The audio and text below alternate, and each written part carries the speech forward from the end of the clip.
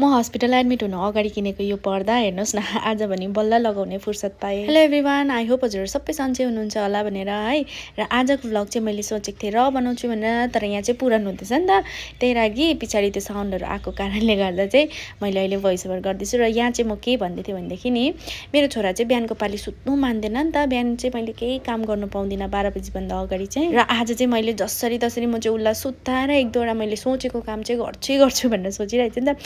र यो तेल चाहिँ मैले देखाउँदै थिएँ तपाईँहरूलाई कि यो चाहिँ अस्ति डक्टरले रेकमेन्ड गरेको थियो नि त, मसाज ओइल। अन्त यो लगाएर चाहिँ मजाले मैले खुट्टा ढाडहरूतिर मालिस गरिदिएको थिएँ कि। र अहिले चाहिँ अब एकछिन भए पनि सुत्यो, यति बेला चाहिँ 11 बजेको छ। फेरि छोरी 12 बजी आइपुगिहाल्छ खाना खानु। र ऊ आउनुभन्दा अगाडि चाहिँ यो फ्यान चाहिँ सफा गरौँ भनेर सोचेको। हेर्नुहोस् न, एक्चुअली हाम्रो रुमको सिलिङ फ्यानको चाहिँ रेगुलेटर बिग्रिरहेको छ नि त, अन्त एउटै मोडमा मात्रै चल्छ, स्पिड मोडमा। अब अहिले समर पनि लाग्यो, फ्यान त चाहिन्छ होइन, फेरि फुल स्पिडमा गर्दा चाहिँ नानीहरूलाई प्रब्लम हुन्छ नि त। त्यही भएर यो स्ट्यान्ड फ्यान चाहिँ हामीले राखिरहेको थियौँ, अन्त यही ल्याएर 2-4 दिनदेखि चलाउँदैछु म।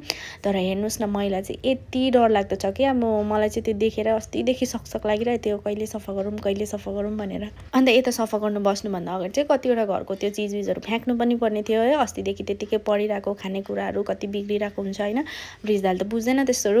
अन्त यता चाहिँ सबै डस्टबिनमा हालेर प्याक गरेर त्यहाँ राखिदिइरहेको छु, अहिले भरे जाँदाखेरि तल राखिदिइराख्नु भनेर। र यता चाहिँ म लागेँ फटाफट सफा गर्नु भनेर, छोरी आउनुभन्दा अगाडि चाहिँ सकिहालौँ भनेर सोचिरहेको छु नि त। त्यही त हो नि, काम भनेको सुरु गरेपछि अब सकिहाल्नु मन लाग्छ एकै वान गोमा भनेर।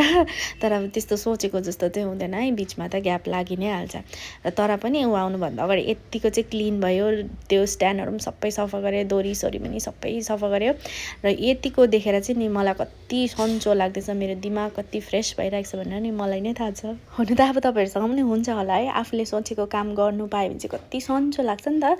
अब अरूले बुझोस् नबुझोस्, थाहा पाओस् नपाओस् होइन, त्यो आफूलाई चाहिँ थाहा हुन्छ नि त। यो चाहिँ मैले सोचेको काम आज गरेँ, सफा भयो यो चिज चाहिँ, यो जग्गा चाहिँ भन्ने थाहा हुन्छ। अब घर सफा गर्दा पनि है, कस्तो आफूलाई फ्रेस फिल हुन्छ। र त्यही त हो, हेर्नुहोस् न, छोरी आए ठिक्कै हो, अन्त उसलाई खानासाना खुवाएर पठाएर चाहिँ फेरि यता म लागिहालेँ। त्यो अगाडिको चाहिँ मैले बाथरुममा लगेर मजाले स्टिल जुट साबुन लाएर सफा गरेँ हो। यो अगाडिको लाएर त्यो ब्लू कलरको जुन चाहिँ अब के भन्नु त्यसलाई, त्यो अड्काउने छ नि, त्यो लगाउनु चाहिँ पुरा स्क्रु टाइट गर्नु चाहिँ निकै साह्रो नै पर्छ। हुनु त यो फर्स्ट टाइम मैले सफा गरेको होइन, पहिला पनि अब सफा गरेको यो फ्यान है, त्यो लगाउनु चाहिँ मलाई एभ्री टाइम पुरा साह्रो पर्छ क्या, झरे गर्छ एकैपल्टमा चाहिँ, के भन्छ नि त्यो अब अड्किहाल्दैन। र हेर्नु न, त्यहाँ मेरो त स्क्रु ड्राइभर पनि थिएन हो, अन्त अघि खोल्दा पनि यसले खोलेको, त्यो नेल कटरको सेटमा हुन्छ नि हौ त्यस्तो। र यता चेक गरेको कतै नचल्ने त होइन भनेर चेक गरेको त मजाले चलिहाल्यो हो। र त्यसको बादमा आफूले पनि खानासाना खाएँ। अन्त चाहिँ आज चाहिँ म यो पर्दा लगाउँछु, घर पनि अब कस्तो भइरहेछ मलाई।